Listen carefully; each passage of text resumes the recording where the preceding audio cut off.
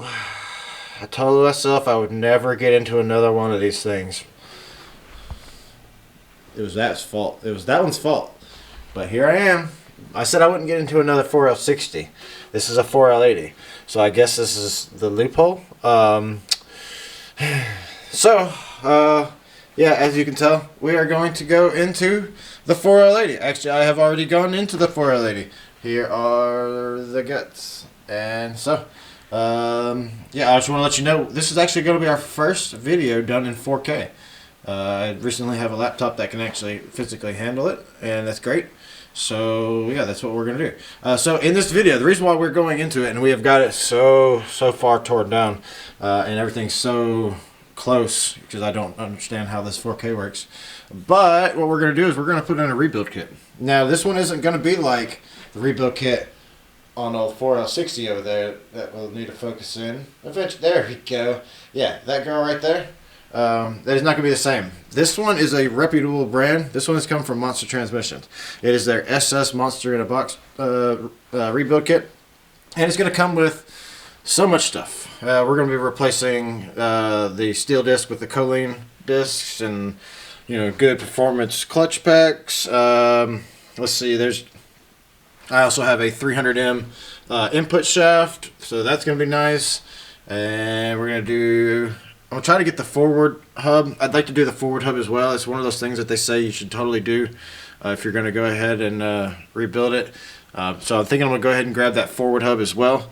And then it has a bunch of other stuff in here that we're going to replace. It's going to do all the valve body and everything like that. We got a shift kit that's going to be going in it as well.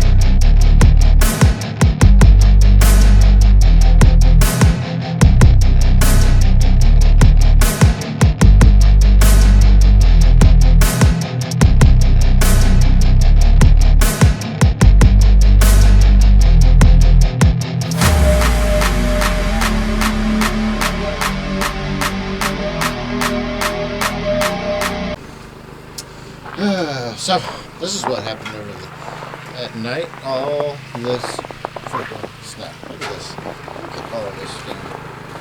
Yeah, we just had to clear out this whole area. Look, let me give you an idea. There's the BMW, and it's about that tall. So, this about as tall as me right there.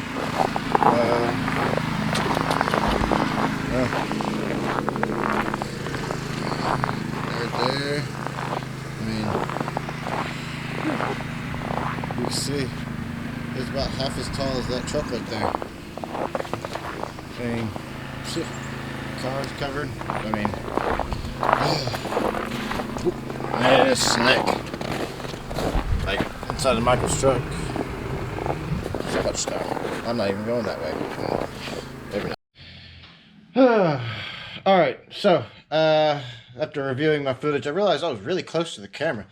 so I had to re-record some stuff. So I wanted to go over what we have here. So obviously we have the nice torn down 4L80 here, and just wanted to go over some stuff. When you're removing the internals here, what you're going to want to do is actually you're going to have to remove the whole valve body for one, and then that gives you access to this bolt hole right here, and then this bolt right here. And so you remove those. You'll go ahead and remove this. It doesn't really affect it any, but it never hurts to have it out of the way. And go ahead and remove your reverse hub. And then you can go ahead and pull everything out. There's going to be a few snap rings down there that you can remove as well. And just literally just lift everything up and out in pieces, obviously, as you can see here. Got my pump, got my planetary assembly, got some clutch packs, got some more stuff, got some more stuff, got some more stuff, got a lot of transmission fluid here, got a valve body, and a bunch of stuff up inside there. So the goal is to replace all this with lovely brand new stuff. Not really brand new stuff, but like I'm gonna replace all the clutches and everything like that with that monster transmission kit, because, you know, obviously we have turbos here now, and you can't just put turbos in here and then expect a stock 4L80 to magically hold up to all the power, the new power. I mean, even if I only went with 700 horsepower with this right here at first, that's still too much for a stock 4L80 to begin with. So that's what we're doing. That's why we're replacing everything. That's why we're replacing the input shaft with the billet shaft. It's just something we gotta do. And yeah, I mean, let's take a look at these. I wanted to look at these packs because this actually came out of a van. Now, I always recommend that you get these 4L80s out of vans. Now, people do abuse vans when they drive them, but they're less likely to be hauling a bunch of loads and everything like that. And it kind of shows with how the see, this is one of the metal pads. I mean, unless it was recently rebuilt, I mean, there is no heat marks or anything like that. And I mean, these pads, these friction discs and everything like that, they look fantastic. I mean, so none of the splines look messed up. All the bearings actually feel rather good. So I mean, that's why I always recommend getting these out, because I mean, yeah, see, there's one of the bearings. It doesn't look bad. So some of the things that can happen is the bearings on this input shaft right here, they can actually get worn out right here, and mine actually look pretty decent. I want to make sure that this doesn't get caught up underneath there and get messed up, but there we go. So they don't look too bad though. And there was a little bit of rust on this one, I think.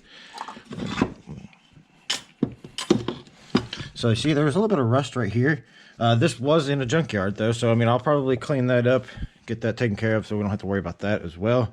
And then I get to go through and put all this stuff back into here. And the reason why this is in two separate videos, because trying to put all this in one video, it's going to end up being like an hour long, because the reassembly is going to take a long time. So this is it removed, and that's how you get it out, because those are the things that I didn't realize, that you had to remove the entire valve body and stuff like that. But if you're looking for better information as far as this, wait, all right, well, let's tear into it. So a couple of things I want to go over before we go into the time lapse. Some things that I just didn't discuss in there. There's a few things you're going to need to know.